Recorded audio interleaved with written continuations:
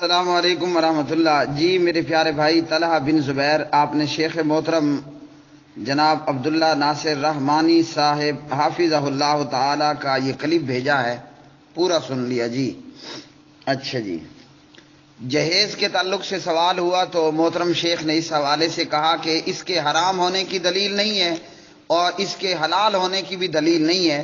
اصل چیز ہے کسی چیز کا مباح ہونا، کہ یہ عمل کر لیا جائے تو یہ جائز ہے۔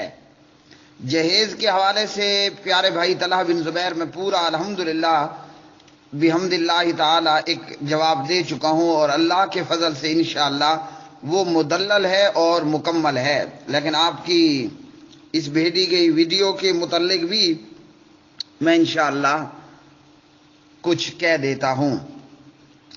محترم شیخ نے کہا کہ جہیز کے حلال ہونے کی دلیل نہیں ہے، تو یہاں سے تو ہو گئی اس کی چھٹی، رہ گیا معاملہ اس کے حرام ہونے کی دلیل، تو وہ سنیے۔ ہمارے پیارے نبی جناب حضور نبی کریم صلی اللہ علیہ وآلہ وسلم وہ ہمارے لیے آئیڈیل ہیں اور وہ ہمارے لیے اسوہ حسنہ ہیں۔ تو آج کی صبح کی سب سے پہلی آیت اعوذ باللہ من الشیطان الرجیم، لقد کان لکم فی رسول اللہ اسوۃ حسنہ، سورۃ الاحزاب ہے، پارہ نمبر 21 ہے۔ اللہ رب العالمین نے فرمایا کہ رسول اللہ کی ذات میں صلی اللہ علیہ وسلم تمہارے لیے بہترین نمونہ ہے، اور یہ نمونہ ہمارے لیے نبی علیہ السلام اسوہ حسنہ ہیں۔ یہ جنگ کے موقع پر بھی ہے، امن کے موقع پر بھی ہے، بازار میں بھی ہے، گھر میں بھی ہے، غمی میں بھی ہے، خوشی میں بھی ہے، اور جناب ہر قسم کے معاملات میں، دن میں بھی ہے، رات میں بھی ہے، مسجد میں بھی ہیں، تجارت میں بھی ہیں، سفر میں بھی ہیں، نماز میں بھی ہیں، روزے میں بھی، زکوٰۃ میں بھی، حج بیت اللہ میں بھی، ہر چیز کے اندر جناب حضرت محمد بن عبداللہ بن عبد المطلب بن عبد مناف بن قصی بن کلاب جناب محمد الرسول اللہ صلی اللہ علیہ وسلم کیا ہیں؟ ہمارے لیے آئیڈیل ہیں، اسوہ حسنہ ہیں۔ ہم نے ان کو کاپی کرنا ہے، ہم نے ان کو فالو کرنا ہے، ان کے نشان قدم پر اپنے قدم رکھنے ہیں، ہو بہو ان کو کاپی کر کے اپنے اوپر پیسٹ کرنے کی کوشش کرنی ہے۔ یہ اور بات ہے کہ کوئی اچھی کاپی کر لے گا اور کسی کی کاپی کے اندر جو ہے وہ کچھ دھندلا پن موجود ہوگا۔ تو پیارے نبی علیہ الصلوۃ والسلام ہمارے لیے کیا ہیں؟ اسوہ حسنہ ہیں۔ یہ قرآن مجید فرقان حمید پارہ 21 سورۃ الاحزاب کی آیت بھی غالباً 21 ہی ہے۔ فرمایا لقد کان لکم فی رسول اللہ اسوۃ حسنہ، بہترین نمونہ وہ رسول اللہ صلی اللہ علیہ وسلم میں ہے۔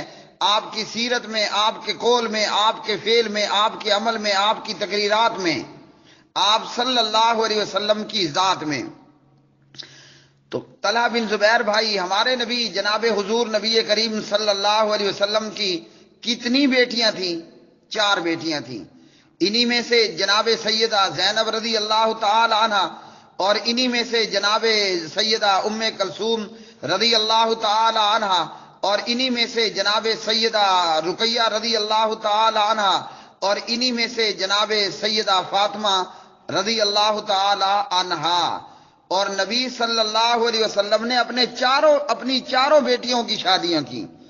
آپ کے بیٹے ہوئے مگر وہ آپ صلی اللہ علیہ وسلم کی زندگی میں ہی وفات پا گئے، وہ بلوغت کی عمر کو اور شادی کی عمر کو پہنچے نہیں۔ اس سے پہلے ہی نبی علیہ الصلوۃ والسلام کے لخت جگر آپ صلی اللہ علیہ وسلم کی نرینہ اولاد پیارے نبی علیہ الصلوۃ والسلام کے جیتے جی فوت ہو گئے، حضرت عبداللہ، حضرت قاسم اور حضرت ابراہیم علیہ الصلوۃ والسلام۔ اگر وہ بھی زندہ ہوتے تو وہاں بھی ہم دیکھ لیتے کہ آیا کیا ہوا، یعنی آپ کے جیتے جی زندہ رہتے اور آپ ان کا بیاہ کرتے، ان کی شادیاں کرتے، تو وہ بھی ہمارے سامنے آ جاتا۔ بہرحال نبی علیہ الصلوۃ والسلام کی 4 بیٹیاں ہوئیں، آپ نے چاروں کو بیایا، چاروں کی شادیاں کی۔ کہاں لکھا ہے کہ پیارے نبی علیہ السلام نے جہیز دیا؟ نہیں دیا۔ تو رسول اللہ کون ہے ہمارے لیے؟ لقد کان لکم فی رسول اللہ اسوۃ حسنہ، آپ صلی اللہ علیہ وسلم ہمارے لیے نمونہ ہیں، اور کوئی ہلکا پھلکا نمونہ نہیں ہے، ایک بہترین کامل مکمل اور اکمل نمونہ ہیں. ایسا بہترین کامل نمونہ کہ ڈے 1 سے لے کر ڈے اینڈ تک ایسا مکمل انسان تمام انسانوں میں اللہ سبحانہ و تعالیٰ نے نہ پیدا کیا نہ کرے گا. پیارے نبی علیہ الصلوۃ والسلام ایسے کامل اور مکمل ہمارے لیے آئیڈیل تھے، ہیں، اور قیامت تک وہ ہمارے لیے آنے والے لوگوں کے لیے مکمل اسوہ حسنہ رہیں گے. تو پیارے نبی علیہ السلام نے جہیز دیا؟ کوئی نہیں دیا. یہ تو ہوا آپ کا عمل. اگر آپ کے بیٹے زندہ ہوتے اور آپ صلی اللہ علیہ وسلم ان کا نکاح کرتے، ان کی شادیاں کرتے، آیا آپ کی بہویں دلہنیں، آپ صلی اللہ علیہ وسلم کی بہویں، آپ کی بیٹوں کی دلہنیں وہ جہیز لے کر آتی؟ کہیں نہیں آتی. اسی طرح نبی علیہ الصلوۃ، یہ تو آپ وسلم کا عمل ہو گیا کہ آپ نے اپنی بیٹیوں کی شادیاں کی. آپ صلی اللہ علیہ وسلم نے اپنی بیٹیوں کی شادیاں کی. آپ کے داماد جناب حضرت ابو العاص رضی اللہ تعالی عنہ، آپ کے داماد جناب عثمان ابن عفان رضی اللہ تعالی عنہ، آپ صلی اللہ علیہ وسلم کے داماد جناب حضرت علی بن ابی طالب علیہ السلام. یہ تو ہو گیا آپ کا عمل. اب آپ کا قول کیا ہے؟ نکاح کے تعلق سے آپ نے کیا فرمایا؟ نکاح کے تعلق سے پیارے نبی علیہ الصلوۃ والسلام کی تعلیمات یہ ہیں کہ دولہا وہ دلہن کو حق مہر دے گا اپنی طاقت مطابق، وہ چاہے کھجور کی گٹھلی برابر سونا ہو یا جناب کنتارن ایک بہت بڑا خزانہ ہو. وآتیتم احداہن کنتارن ایک بہت بڑے خزانے کی شکل میں حق مہر ہو، یا قرآن کی چند صورتوں کو حق مہر بنا کر دلہے میاں کا نکاح ہو جائے. تو پیارے نبی صلی اللہ علیہ وسلم نے کیا بتلایا؟ دلہا حق مہر دے گا دلہن کو. اور عبد الرحمن بن عوف رضی اللہ تعالیٰ عنہ کو آپ نے فرمایا اولم ولو بشاتن، ولیمہ کرو بھلے ایک بکری ہو. اپنی طاقت مطابق ولیمہ کرنا. اگر کسی کے پاس بکری بھی نہیں ہے تو وہ چند چیزیں دسترخوان پہ جمع کر لے کھانے پینے کی، اور وہ اپنے دوستوں کو قریبیوں کو کھلا دے. یہ ولیمہ ہو گیا. تو یہ دو چیزیں پیارے نبی علیہ السلام نے فرمائیں. ایک ہے حق مہر جو دلہن کو دیا جانا ہے، اور ایک ہے ولیمہ جو رشتہ داروں، دوستوں، قریبیوں، پڑوسیوں کو، یہ جن کو دولہا والے چاہے کھلانا، بلانا چاہے ان کو کھلایا جانا ہے. تیسری چیز قرآن مجید نے بتائی کہ خامن کے ذمے ہے بیوی بچوں کے اخراجات. تو کہیں نبی علیہ السلام کی کسی قولی فعلی حدیث میں ہے کہ بیٹی تو اپنے گھر سے جب آنا دلہے کے گھر تو جہیز بھی لے کر آنا؟ کوئی موجود نہیں ہے. اسی طرح پیارے نبی علیہ السلام نے کیا فرمایا؟ شیخ محترم نے کہا تشبہ، تو آپ صلی اللہ علیہ وسلم نے فرمایا من تشبہ بقوم فہو منہم، جو جس قوم کی مشابہت کرے گا وہ انہی میں سے ہوگا. اور قرآن مجید نے فرمایا لا تتخذوا بطانۃ من دونکم لا یعلونکم خبالا، ایمان والوں کے علاوہ کسی اور کو دلی دوست نہیں بنانا. آل عمران پارہ نمبر 4. تو کسی کو دوست بنانا کیا ہوتا ہے کہ بندہ اس کو کاپی کر کے اپنے اوپر پیسٹ کرنا شروع کر دے، اور کسی بھی معاملے میں وہ کاپی پیسٹ ہو سکتا ہے. جیسے بر صغیر کے مسلمانوں نے، اور جو اس کے علاوہ دور کے مسلمان ہیں، انہوں نے کسی اور قوم کو یہاں جو ہے وہ کاپی پیسٹ کیا. ہم ہندوستان کے رہنے والے مسلمانوں نے جہیز کے سلسلے میں کس کو کاپی پیسٹ کیا؟ ہم نے ہندو کو کاپی کیا، اپنے اوپر پیسٹ کر دیا. اور وہ شادی بیاہ کے سلسلے میں بہت ساری چیزوں کے اندر ہم نے پیسٹنگ کا کام کیا، جن میں سے ایک جہیز بھی ہے، جو کہ خالصتاً ایک ہندوستانی رسم ہے، اور ہندوستان میں ہندو آباد تھا. تو یہ ہندوانہ رسموں میں سے ایک رسم وہ جہیز ہے.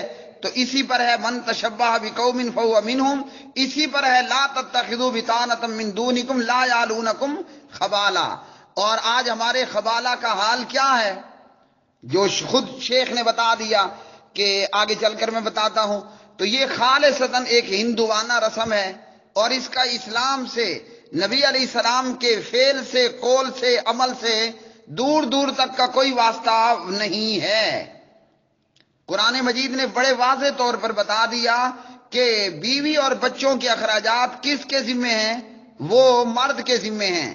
اور سورۃ النساء میں فرمایا وَبِمَا أَنفَقُوا مِنْ أَمْوَالِهِمْ، مردوں کو اللہ نے عورتوں پر نگہبان بنایا۔ فضیلت کیوں دی؟ کہ وہ اپنا مال خرچ کرتے ہیں۔ تو یہ جہیز لانا، گھر کی ضروریات کا بندوبست کرنا، چارپائی اور دیگچے اور چمچے اور جناب بیڈ اور استریاں اور واشنگ مشین اور اس طرح کی ساری چیزیں، یہ اللہ نے کس کے ذمہ دی؟ وَبِمَا أَنفَقُوا مِنْ أَمْوَالِهِمْ کہہ کر اللہ نے یہ سارا کچھ دولہے کے سر پہ لگا دیا کہ دولہا میاں یہ تم نے کرنا ہے۔ اور نبی علیہ السلام نے کیا فرمایا بلوغ المرام کتاب النکاح میں؟ من استطاع منکم الباءۃ فلیتزوج۔ یہ کیا ہے کہ شادی کے اخراجات کی ذمہ داری پورے کرنے جوگی اگر طاقت ہے تو اللہ کے پیارے نبی نے تو یا معاشر الشباب کہا ہے۔ آپ صلی اللہ علیہ وسلم نے عورتوں کو یہ نہیں کہا، یہ شباب کو کہا جا رہا ہے، یہ طلحہ کو کہا جا رہا ہے، یہ دلہا کو کہا جا رہا ہے۔ یا معاشر الشباب، اے نوجوانوں کی جماعت۔ آپ نے یہ نہیں فرمایا اے لڑکیوں کی جماعت یا لکڑیوں کی جماعت، آپ نے نوجوانوں کو، میل کو مخاطب کیا، فیمیل کے ذمہ نہیں لگایا۔ تو شادی اور بیوی اور گھریلو اخراجات جو پورا کرنے جتنی طاقت رکھتا ہے فلیتزوج، اسے چاہیے کہ وہ شادی کر لے۔ تو یہ سارا کچھ مرد کے ذمے ہے، دلہے کے ذمے ہے۔ اب یہاں پر ہے لعنت کے حوالے سے کہ جہیز کو لعنت کہنا، وہ میں جہیز کے جواب میں کہہ چکا ہوں کہ لعنت کا ورڈ استعمال نہیں کرنا، یہ بڑا بھاری لفظ ہے۔ رہ گیا معاملہ آگے، شیخ نے کہا کہ اپنی طاقت کے مطابق اگر جہیز دیا جائے تو اور اس طرح نمود و نمائش کی جائے تو حرام کے دروازے کھل جاتے ہیں، تو یہی تو جہیز میں ہوتا ہے۔ اگر میرا پڑوسی اپنی بیٹی کو جہیز میں بہت کچھ دے رہا ہے تو چاروں نچار مجھے بھی دینا پڑے گا۔ یا ایک لڑکا ہے اور اس کے قریب کی جو دلہا ہے اس کی دلہن بہت کچھ جہیز لے کر آئی ہے، جس میں گھر کی الف سے لے کر بے یا تک سب کچھ ہے، تو یہ بھی چاہے گا کہ میں بھی ایسی دلہن لاؤں کہ جو سارا کچھ لے کر آئے، کیونکہ اس غریب کے گھر میں تو سونامی تباہی مچا گیا تھا، اس غریب کے گھر میں تو جناب زلزلے نے سب کچھ فنا کر دیا تھا، اب یہ کنگال خان ہے، اس کے پاس کچھ نہیں ہے۔ اور بھئی کچھ نہیں ہے تو تمہیں کس نے کہا ہے شادی کرو؟ شادی نہ کرو۔ باپ کا اس سے بڑے، بیٹی کے باپ کی اس سے بڑی کوئی قربانی ہوگی کہ وہ اپنے جان کا، اپنے جگر کا ٹکڑا آپ کو صرف اللہ کے نام پر مفت میں اور فری میں دے رہا ہے؟ کوئی مرغی کا انڈا مفت میں دینے کے لیے تیار نہ ہو، مرغی تو بہت بعد کی بات ہے۔ آپ کو ہمارے ہاں ویسے آج کل 15 سے 20 روپے کے بیچ میں مرغی کا انڈا بک رہا ہے، فروخت ہو رہا ہے۔ آپ کو مرغی کا انڈا کوئی مفت میں دینے کے لیے تیار نہیں ہوگا، کجا یہ کہ آپ کو 15 سالہ 20 سالہ پیاری خوبصورت اپنے جگر کا ٹکڑا مفت میں صرف اللہ کے نام پہ اٹھا کے دے۔ اور نکمیوں، وہاں یہ بھی امید لگا لینا کہ جناب یہ جہیز بھی یہ دے گا، تو بیٹی کے باپ کی اس سے بڑی کوئی قربانی ہو سکتی ہے کہ اس نے جس کو 15 سال 20 سال پالا پوسا بڑا کیا، جو بیٹوں سے 1000 گنا زیادہ، لاکھ گنا زیادہ پیاری، اور وہ مفت میں اور فری میں آپ کو دے، اور اس کے بعد آپ یہ توقع بھی لگا لیں کہ جہیز بھی اسی نے دینا ہے۔ شیخ محترم نے کہا کہ جناب حرام کے دروازے کھل جائیں گے، تو آج تو وہ دروازے جہیز کی بدولت کھلے ہوئے ہیں۔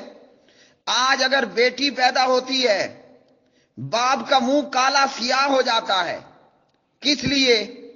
اسے پتا ہے کہ بیٹی، اور ہندوستان کے اندر اور پاکستان کے اندر ہزاروں لوگوں، ہزاروں میں سے بہت کم ہے، لاکھوں کی تعداد میں، بلکہ BBC.com کی رپورٹ کے مطابق، جو میں نے کافی عرصہ پہلے یہاں BBC ریڈیو پر سنتے ہوئے، کہ ہندوستان کے اندر ایک بہت بڑی تعداد میں، یہ ہندوستان پلس پاکستان آپ کر لیں، ہندوستان کے اندر ایک بہت بڑی تعداد ہے کہ جس عورت کو گربھ ہو جائے، جس عورت کو گربھ ہو جائے، حمل ٹھہر جائے، اور حمل ٹیسٹ پر جب پتہ چلتا ہے، گربھ ٹیسٹ کرنے پر جب پتہ چلتا ہے کہ پیٹ میں بچی ہے، وہ عورت اپنا گربھ ضائع کروا دیتی ہے۔ کیوں؟ اس کے نزدیک تو یہ بیٹی مصیبت خانہ ہے، پہلے تو اس کو مفت میں کھلاؤ پلاؤ اور بڑا کرو، اور پھر لاکھوں روپے کا جہیز دینا پڑے گا۔ تو غریب باپ کے پاس، جس کے پاس 2 وقت کا کھانا مشکل سے ہو، وہ بیٹی کو جہیز کا خاک دے سکے گا؟ اور اگر جہیز نہیں دے گا تو پھر شادی نہیں ہوگی۔ اور یہ شادیاں کرنے والے کیا کرتے ہیں کہ جناب پہلی بات یہ ہوتی ہے آپ اپنی بیٹی کو جہیز میں کیا دیں گے، اور بے غیرت دلہا کیا کہے گا؟ مجھے سائیکل چاہیے۔ یہ ہلکی ہلکی ڈیمانڈ آپ کو بتا رہا ہوں۔ آج کل کے دور میں 20,000 کا موبائل بھی چاہیے، اس سے اوپر کی ڈیمانڈ میں جناب مجھے موٹر سائیکل چاہیے، چائنا موٹر سائیکل بھی نہیں، ہنڈا 125 چاہیے۔ اس سے اوپر کا بغیرت کہے گا مجھے کار چاہیے، ایک کہے گا مجھے وہ چھوٹی کار کیا کہتے ہیں اس کو، اس سے اوپر والا کہے گا مجھے اس سے بڑی کار چاہیے۔ تو اس لیے Hindustan plus Pakistan, B B C نے ہندوستان کہا، میں ہندوستان پلس پاکستان کہہ رہا ہوں۔ ایک بہت بڑی تعداد میں عورت اپنے گربھ کو، اپنے حمل کو ضائع کروا دیتی ہے۔ کیوں؟ کہ پیٹ میں جب پتہ چلتا ہے کہ بیٹی ہے، اور وجہ کیا ہے کہ اس بیٹی کو لاکھوں کا جہیز دینا پڑے گا۔ اب یہ ساری حرام کے دروازے کس نے کھولے؟ یہ سارے حرام کے دروازے کس نے کھولے ہیں؟ جہیز ہی نے کھولے ہیں۔ اور قرآن مجید نے کیا فرمایا؟ قرآن مجید نے یہ نہیں کہا کہ لا تفعلوا الزنا۔ ویسے میں نے اپنے 20 سالہ یا 25-30 سالہ حفظ کی اس عمر میں میرے سامنے کوئی ایسی آیت نہیں ہے کہ اللہ نے فرمایا ہو لا تفعلوا الزنا، زنا مت کرو۔ اگر شاید میں بھول جاؤں، اگر ایسی کوئی آیت ہو تو سننے والے مجھے ضرور اسے آگاہ کر دیں۔ قرآن مجید نے کہا جو آیت میں جانتا ہوں، لا تقربوا الزنا، زنا کے قریب بھی مت جاؤ۔ ایک ہوتا ہے حرام کا ارتکاب، ایک ہوتا ہے وہ اعمال جو حرام کے قریب لے جائیں۔ قرآن پاک نے ان اعمال سے، ان کاموں سے بھی روک دیا جو آپ کو حرام کے قریب لے جاتے ہیں۔ حرام کا ارتکاب تو بعد کا مسئلہ ہے، حرام کاری کا ارتکاب تو بعد کی بات ہے۔ قرآن مجید نے آپ کو پہلے ہی بارڈر پر روک دیا کہ لا تقربوا الزنا، زنا کے قریب بھی مت جاؤ۔ اور زنا کے قریب لے جانے والے اسباب کیا ہیں وہ شریعت نے بڑی اچھی طرح بتائے ہیں۔ غیر محرم مرد عورت کا خلوت اختیار کرنا، اس میں ہے حرام کا ارتکاب ہوگا آگے چل کر۔ غیر محرم مرد عورت کا ایک دوسرے کو تکنا، دیکھنا، یہ بھی زنا کے قریب لے جانے والے اعمال ہیں۔ غیر محرم عورت کو چھونا، ہاتھ لگانا، یہ بھی حرام کے قریب لے جانے والے اعمال ہیں۔ اس لیے سورۃ النور پارہ نمبر 18 میں اللہ سبحانہ و تعالیٰ نے فرمایا قل للمؤمنین یغضوا من ابصارہم، اور اسی طرح فرمایا وقل للمؤمنات یغضضن من ابصارہن۔ ایک کو بھی کہہ کر دوسرے کو کہا جا سکتا تھا، لیکن اللہ نے میل فیمیل دونوں کو مخاطب کیا۔ مومنین تم بھی اور مومنات تم بھی کیا کرنا ہے جی؟ اپنی نظریں جھکا کے رکھنے ہیں۔ کیوں؟ کہ جب نظریں اٹھی ہوئی ہوں گی، آپ آنکھوں سے غیر محرم کو تکیں گے، میں اپنی آنکھوں سے غیر محرم کو دیکھوں گا تو کیا ہوگا؟ نین شرارت کرتے ہیں، دل ہوتا ہے بدنام، نینوں کا ہے کام، نینوں کا ہے کام۔ تو آنکھ ملنے سے دل ملتے ہیں، اور دل ملنے کے بعد جسم ملتے ہیں، اور جسم ملنے کے بعد بڑے دور کا سٹیپ ہے، پھر جا کر شرمگاہیں مل جاتی ہیں۔ تو یہ جہیز کیا ہے؟ آج ہزاروں لاکھوں کی تعداد میں نیک سیرت اور نیک صورت، پیاری صورت اور پیاری سیرت کی جو ہے وہ حاملہ خواتین موجود ہیں، شادی نہیں ہو رہی۔ ساری مصیبت خانے میں کیا ہے؟ جہیز ہے۔ بیسیوں کو طلاق ہو جاتی ہے۔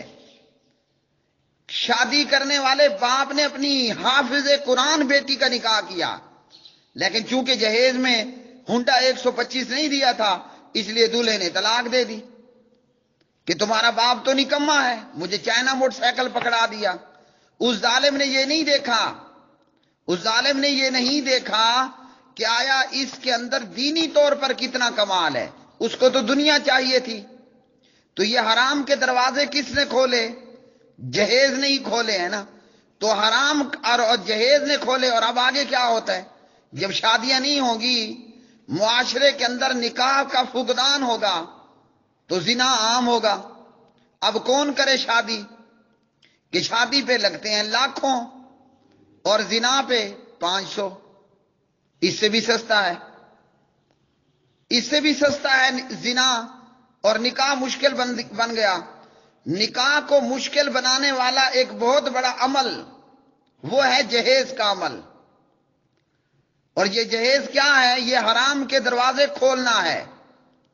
ایک باپ ہے، وہ کروڑ پتی ہے، اس نے بیٹی کو بہت کچھ جہیز دیا، لیکن اسی گھر کے اندر اگر اس دولہے کا دوسرا بھائی ہے اور وہ کسی غریب کی بیٹی سے اس کی شادی ہوتی ہے تو پتہ ہے گھروں میں ساسیں کیا کہتی ہیں؟ یہ ساس اپنی بہو کو تانے دیتی ہے، ابے او نکمے کی بیٹی، یہ گھٹیا قسم کا جہیز لے کر آنا تھا. نکمے اور غریبڑے کی بیٹی، تو جہیز لائی نہیں ہے. وہ میری بڑی بہو کو دیکھ، وہ سارا کچھ لے کر آئی ہے. تو یہ جہیز کیا ہے؟ یہ حرام کے دروازے کھولنا ہے. اور آج ہزاروں کی تعداد میں بیٹیاں گھروں میں موجود ہیں، مگر جہیز کی رکاوٹ ہے اور شادیاں نہیں ہو رہی. جہیز کیسے حرام کے دروازے کھولتا ہے کہ عورتیں اپنا حمل ضائع کرا دیتی ہیں. کئی لوگوں کو دیکھا ہے، بڑے دیندار لوگ، لیکن بیٹی وہ کسی کو دے دیتا ہے. کیوں؟ اسے کہیے نا کہ 12 بیٹوں میں سے ایک بیٹا تو دو.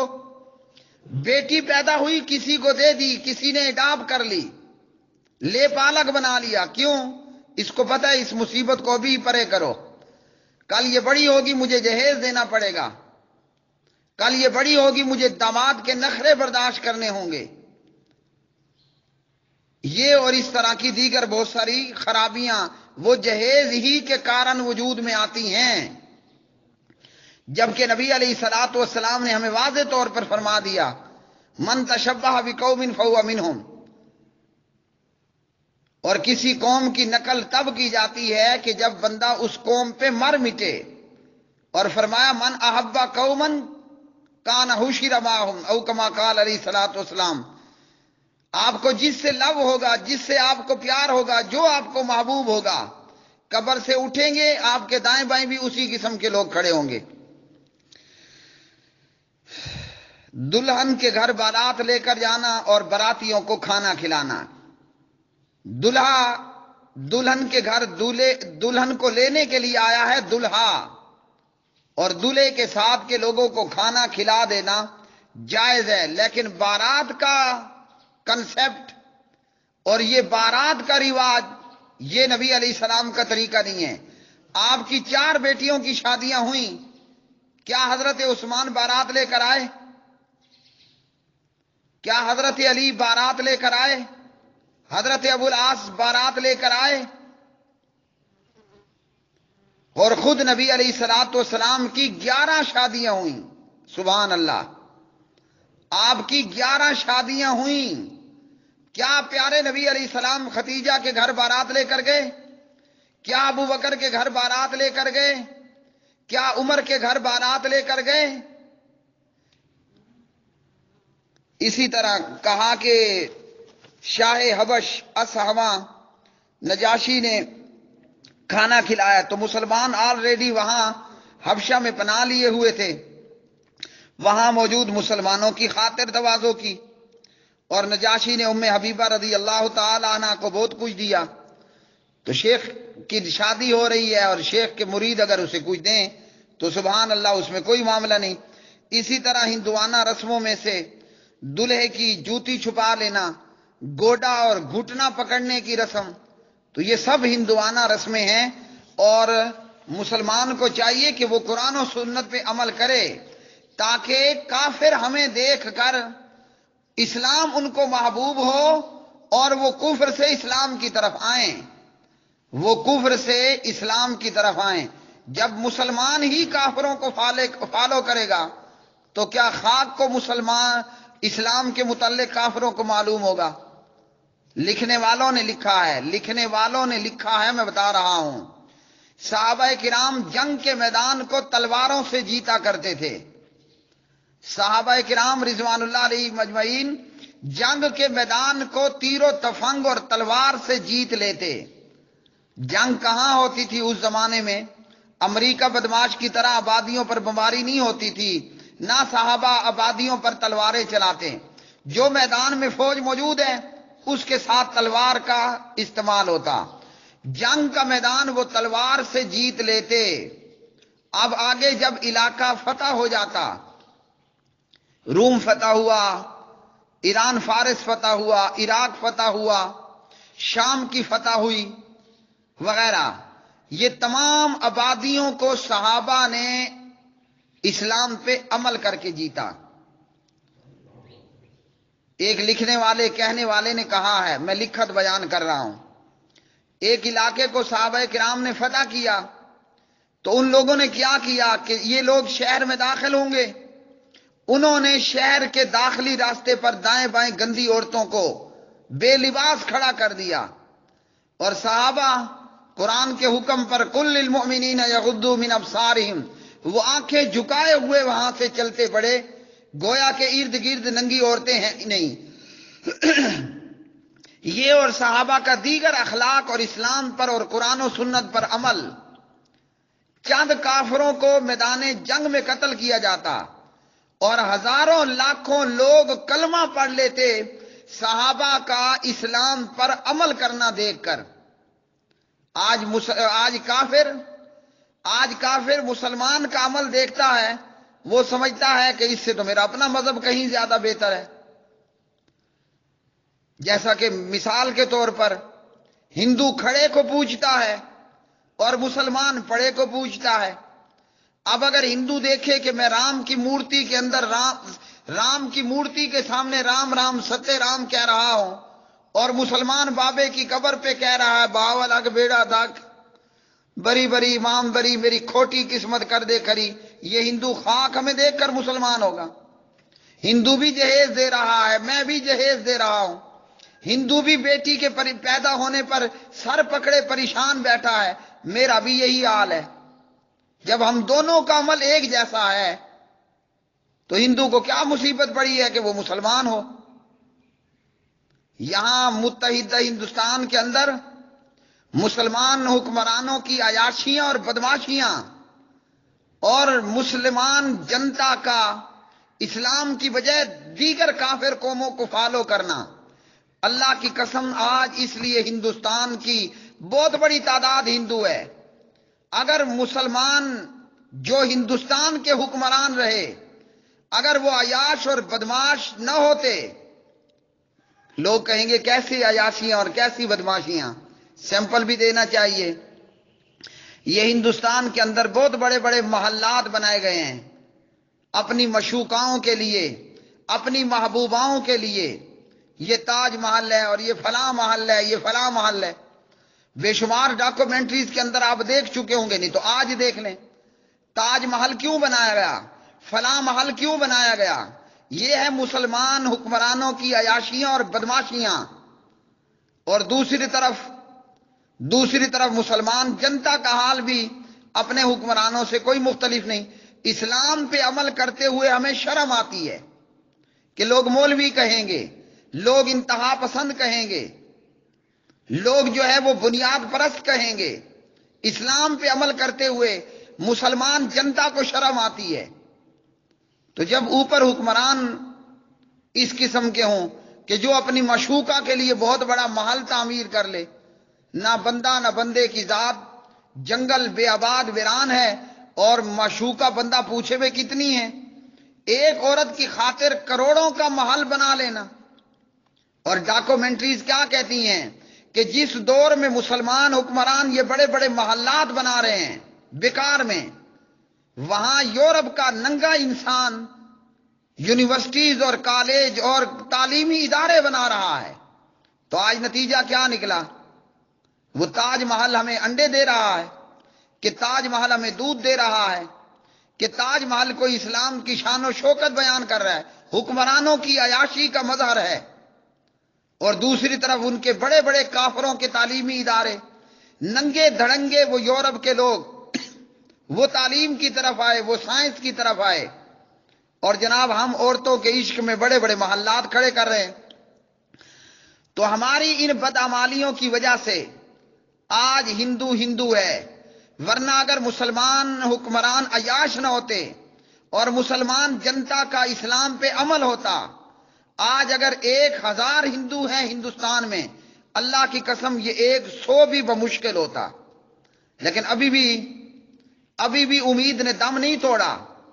اگر ایک محلے میں ایک مسلمان اسلام پہ عمل کر لے، اللہ کی قسم اس محلے میں موجود بہت سے ہندوؤں کے لیے یہ تبدیلی کا پیغام ہوگا، بہت سے ہندوؤں کے لیے یہ تبدیلی کا پیغام ہوگا اگر ایک مسلمان بھی ایک محلے میں اسلام پہ عمل کرنا شروع کر دے۔